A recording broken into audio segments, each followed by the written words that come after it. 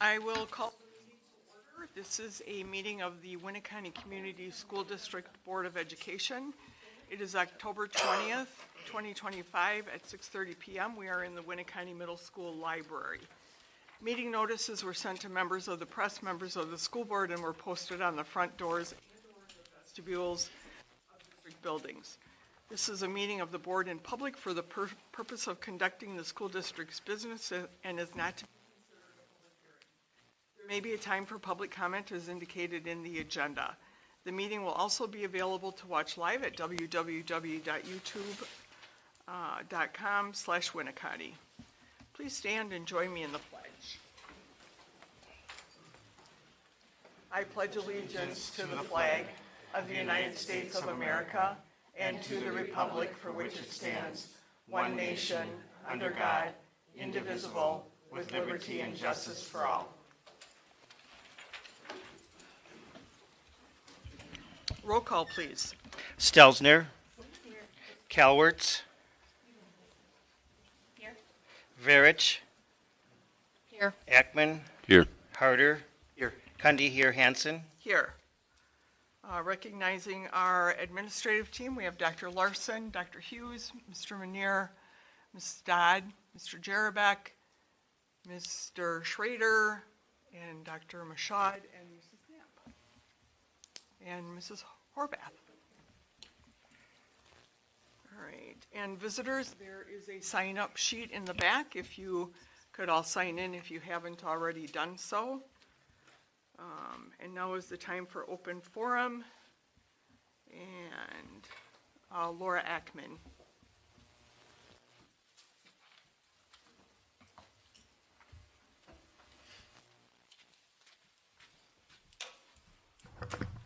Good evening, Laura Ackman, Moms for Liberty. I am a resident of this school district. I'd like to share a concern about what occurred on October 6th following the regular school board meeting, where the Human Resource and Finance Committee met immediately afterward. It was my understanding that 2 elected board members asked to attend this meeting and were denied. Under Wisconsin open meeting laws, specifically Wisconsin Statute 1981.81 through 19.97, school board committees are considered governmental bodies. They're required to meet in public unless a narrow exemption applies under Statute 19.851, such as for specific employee evaluations, collective bargaining strategy, or pending litigation. Based on what I'm seeing, none of the 3 items listed on the closed agenda appeared to qualify for a closed-door meeting. The topics seem to involve general HR financial matters, including discussions of potential board member pay rates. Those are public policy discussions, not private personnel issues, and the Department of Justice has been clear on such matters. By holding that meeting as a closed session and by not allowing current board members to attend, the district most likely violated Wisconsin Statute 19.85 on open meetings, which says no duly elected member of a government body may be excluded from any meeting unless their presence conflicts with the lawful purpose of the closed session. When a meeting is held in violation of these provisions, any actions or recommendations made are voidable and can be challenged for up to 2 years. I'm not making an accusation. I'm simply pointing out that as written, the law provides that opportunity if compliance questions arise. I'm asking the board to please do 3 things. Review the legality of that October 6th Finance Committee meeting. Release any notes or records from that session so that the community has full transparency. And then recommit to ensuring that all future committee meetings are properly noticed and open to both the public and all elected board members. We all value transparency and accountability in our school. Following the letter and the spirit of Wisconsin's open government laws protect not only this board, but the public's trust in it. Thank you for your time.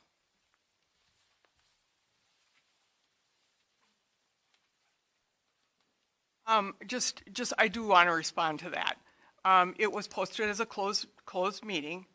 We were unaware that there were board members wanted to attend. There was no notification ahead of There was no notification ahead of time that they wanted to attend, and we heard about it after the meeting. So it won't happen again, but we were unaware that they wanted to attend, so. Did not qualify as a closed door meeting, and that's what you would need to validate as well.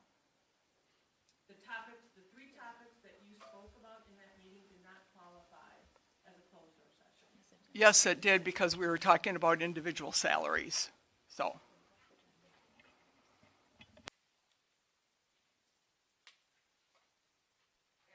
Aaron's?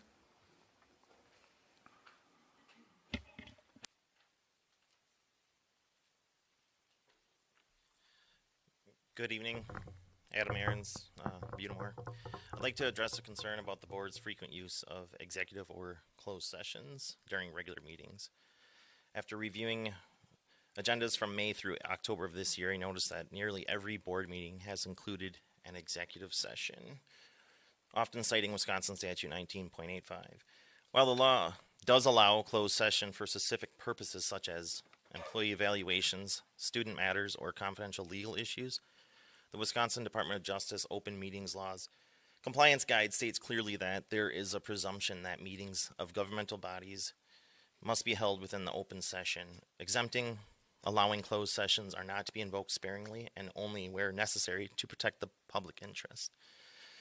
Other districts I have in Winnebago County and around the state that I have friends on, they don't move into closed sessions as nearly every meeting, some only a couple times a year. So I would say Winneconne's pattern appears unusual and at times maybe broader than what the state law intends. Several of the recent closed session notices use very general language, for example, considering employment, promotion, or compensation. The DOJ Guide and the Wisconsin Institute Law and Liberty Citizens Guide to Open Government both explain that public notices must describe the subject matter with enough detail to let the public understand what's being discussed, not just cite a statute number. I fully understand the need to protect confidential personnel or student information, but when agenda items involve broader issues like salary structures, administrative planning, or financial considerations, those discussions should generally occur in open sessions. I respectfully ask the board to review the recent use of closed sessions to ensure that each one fits within narrow legal exemptions, provide more specific public descriptions when closed sessions are warranted, and commit to handling as much board business as possible in open session where the public can listen and engage. Wisconsin's open meeting laws are built on the idea of transparency. Transparency builds trust. Following both the letter of the spirit of those laws strengthens confidence in the decisions made here. Thank you.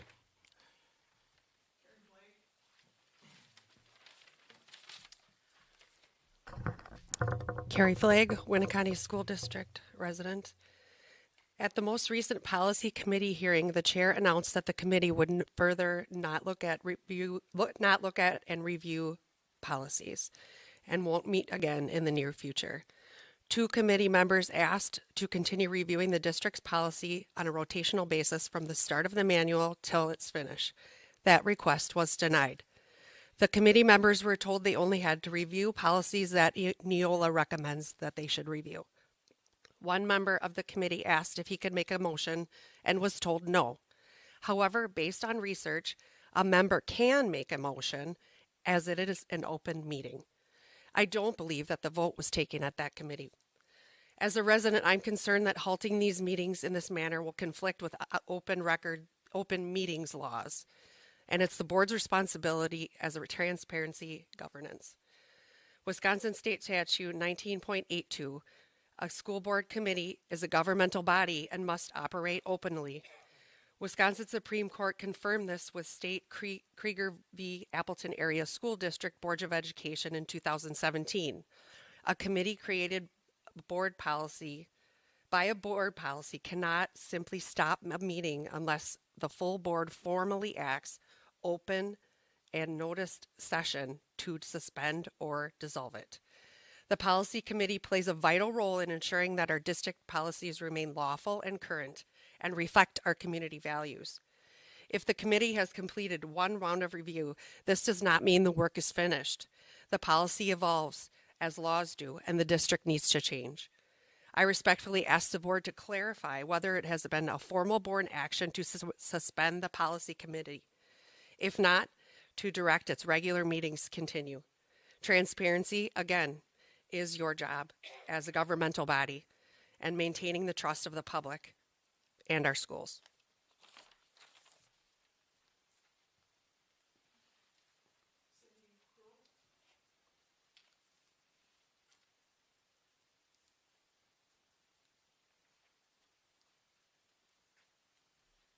Cindy Cruel, I'm a member of the resident of Winneconne School District.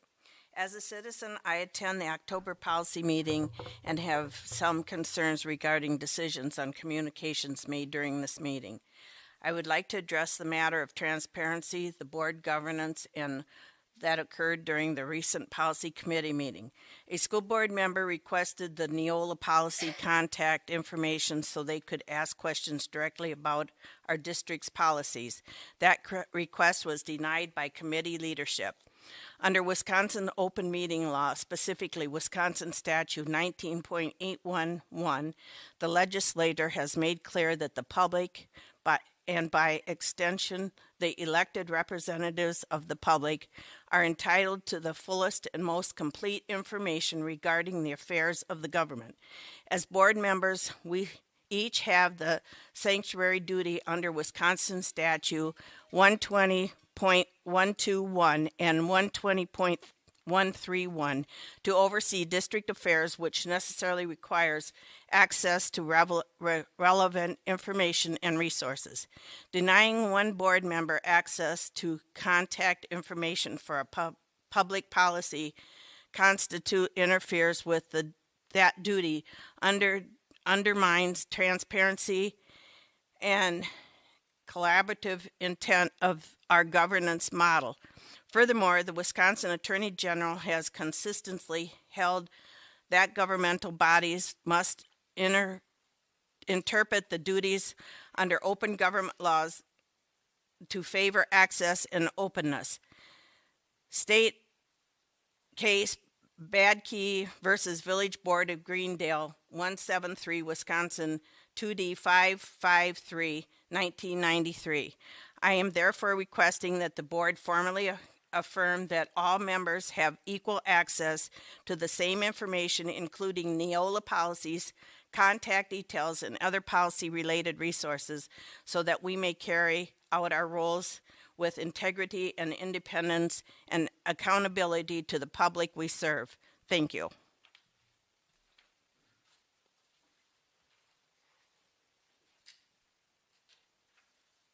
All right, with that, I will close the open forum and we will move into the business part of the meeting.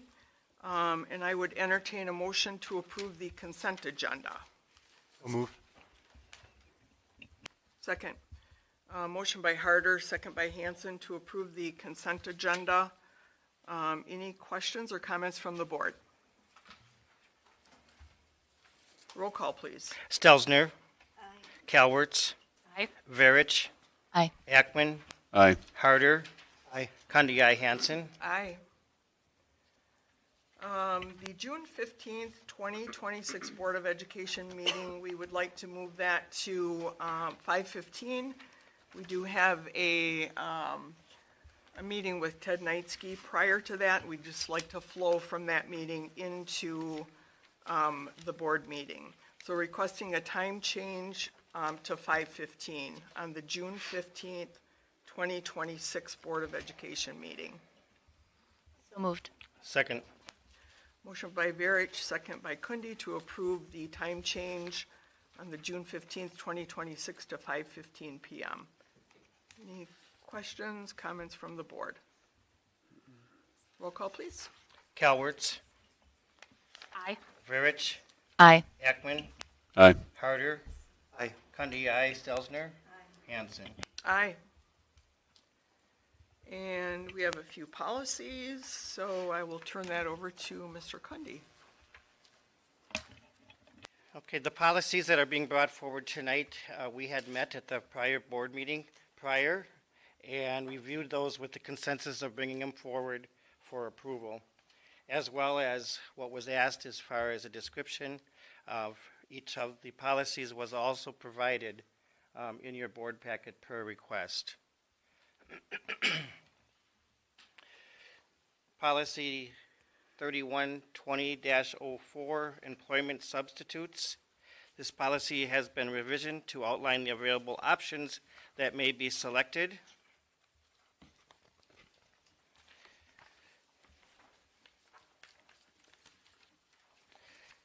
In policy 3120-04, employment of substitutes, as you read through the policy, the fourth paragraph of new language.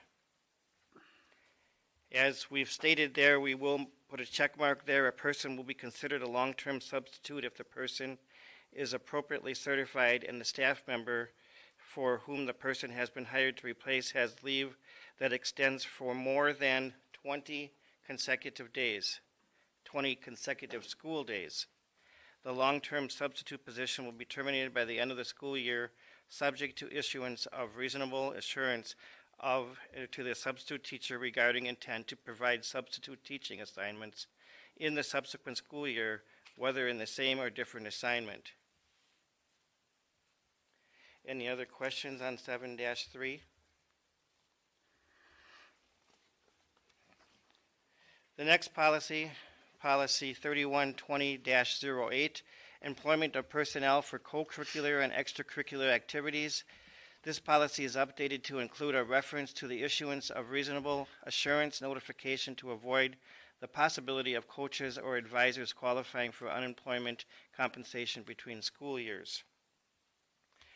As we read through the policy, again, the new language in the fourth full paragraph, we are not checking prior to the end of the school year district employed coaches and advisors who the district intends to employ for ensuring school year will receive a written notice of reasonable assurance of continued employment. Issues of a notice of reasonable assurance to employee as described in this policy shall not constitute a guarantee of employment in any successive academic term. And as we speak many a times with our coaches, of course, we, the board, approve the WIAA varsity coaching positions. But remember, these are considered a letter of assignment. Any other questions on 7-4? Yes, Mark. Yep. For sentence 2, we have the district administrator shall make a recommendation to the board for approval of WIAA varsity coaching positions. Who does the actual interviewing for that position? That would be between our athletic director and his committee, as well as working with our district administrator. Okay, so that committee would compromise or be composed of other coaches too? Potentially other coaches and or district employees that work within those respective areas of that sport. Okay, Or group or association. excellent. Any other questions on 7-4? 7-5, policy 5310-01, emergency nursing service plan. As you see in the beginning of this policy, there is a significant amount of new language to this policy.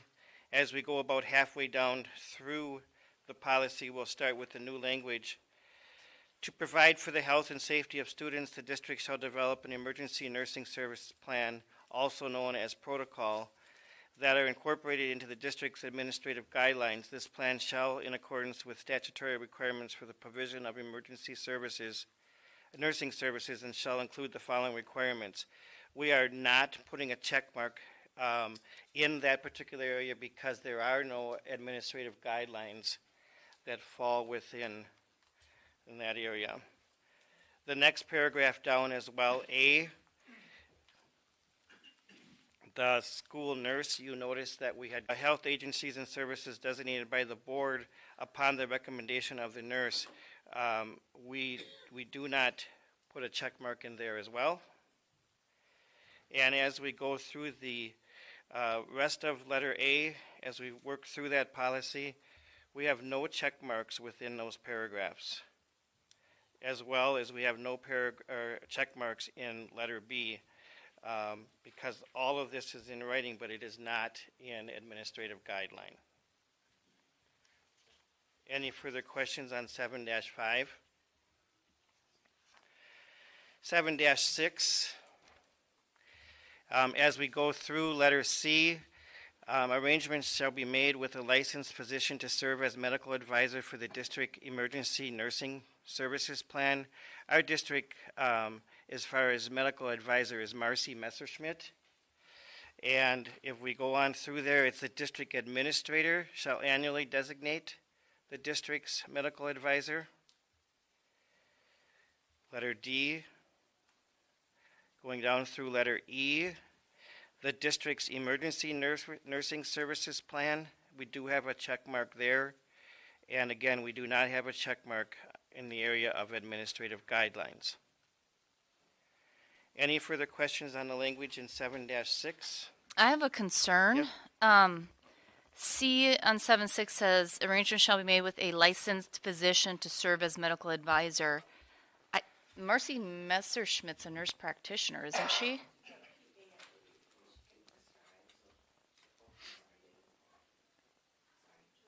She prescribes our EpiPens for us, and there's a recent policy with, Donna, I'm going to forget the name of the medicine, the other Epi injector for like, Yep. Is that albuterol? Yeah. So that's what she does for us, Jill. She prescribes those EpiPens, and then if there's a, we haven't had this recently, but a student with a significant health plan, she'll help review that with them to ensure. No, I understand that, and I don't have any issues with Marcy. I have issues with it saying that our medical advisor needs to be a licensed physician, and we don't have a licensed physician as our medical advisor. Unless licensed physician broadly includes someone like a PA or a nurse practitioner. But, I mean, by common knowledge, licensed physicians, either a medical doctor or a DO. I can certainly check. Okay. Well, can we change it just to be a licensed medical provider? Will we have to run that by legal then?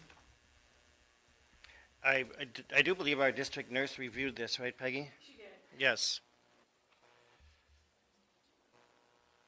We can certainly bring it back. I can find more information. Yeah, I mean, I don't have an issue. I just want our language to reflect reality.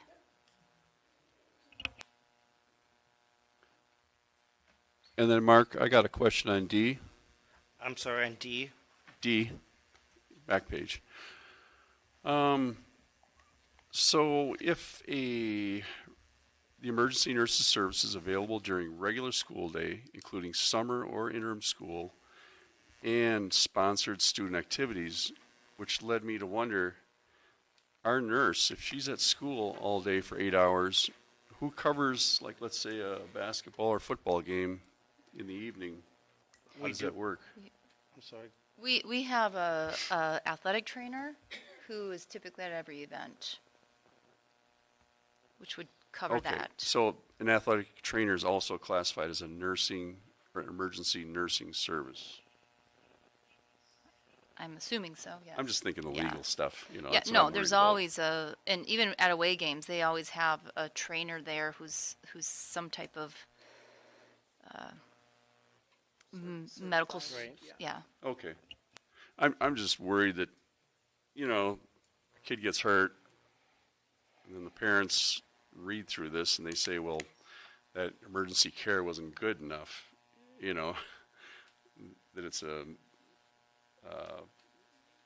trainer instead of a actual nurse. Does that happen? Too, with our emergency teams, and all those scenarios are certainly possible, but we do provide people training, and our athletic trainer is very well trained in those Okay. sports medicine services. But I understand your point. But Yeah. So that was run past legal then? like that, I'm sorry? Was this issue run past legal? I mean, you know, Yes. it's just semantics. Okay. But I will get back to you on the physician's assistant question. So we'll table. So am I hearing then that we're going to bring this back? Sure.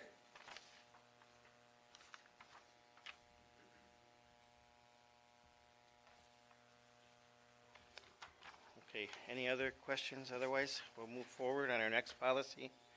Policy 8540, As we discuss this policy here on vending machines, as you've noticed in your packet, the recommendation is that we do not even adopt this policy, basically because we don't have any vending machines per se in the school district, that this would even fit the policy. So that's the recommendation of the committee, is that this policy here with the revision and so forth, we are not looking to adopt. Any further questions on 7-7, policy 8540?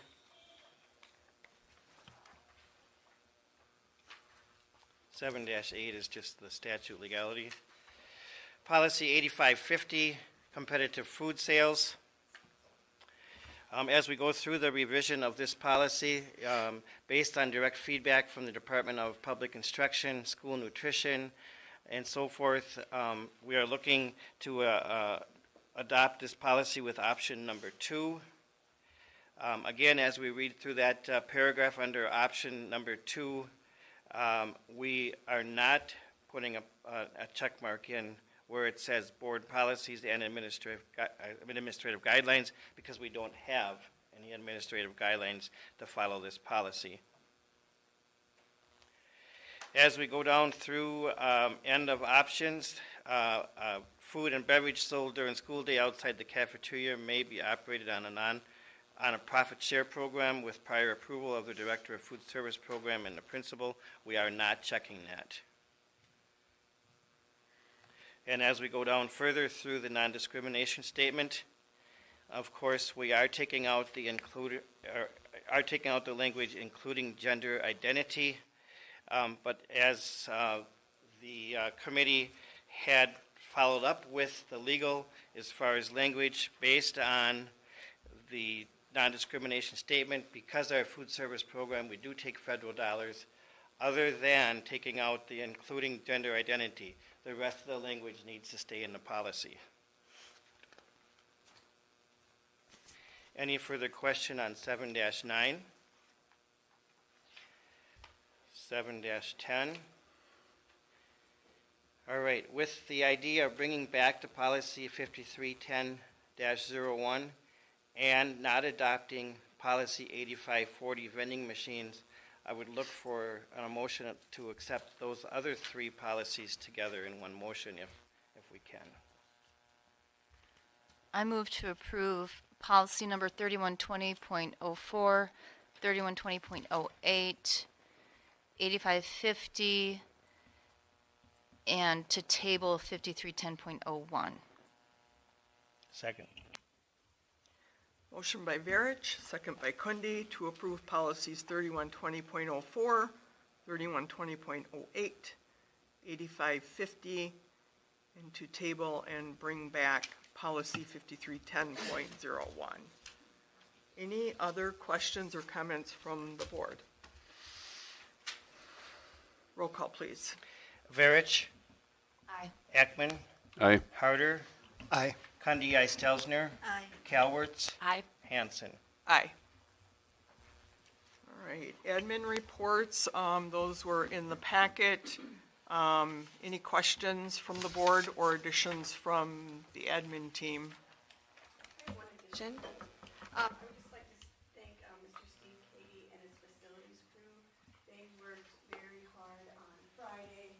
The other day we missed and started to clean those classrooms, and then they came in again Saturday, got them all done. So I can't thank them enough. Now we're going to say to them back and retest and hopefully get the results. As far as the basement classroom, that's still in process, but they are doing very well in our. Okay, I just want to thank Steve and his team. okay.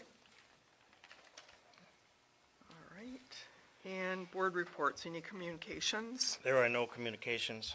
Okay, committee reports, HR and finance. As you've heard, we met after last general meeting, and the topics will be discussed at our next board meeting. Marketing and public relations, we have not met, and policy. We presented what we had reviewed prior to the last board meeting, and with the direction of the board, then we will be reviewing to bring those policy back that was asked to be brought back. Okay. And with that, I would accept a motion to adjourn this meeting. So moved. Second. Motion by Harder, second by Kundi to adjourn. All in favor say aye. Aye. Opposed?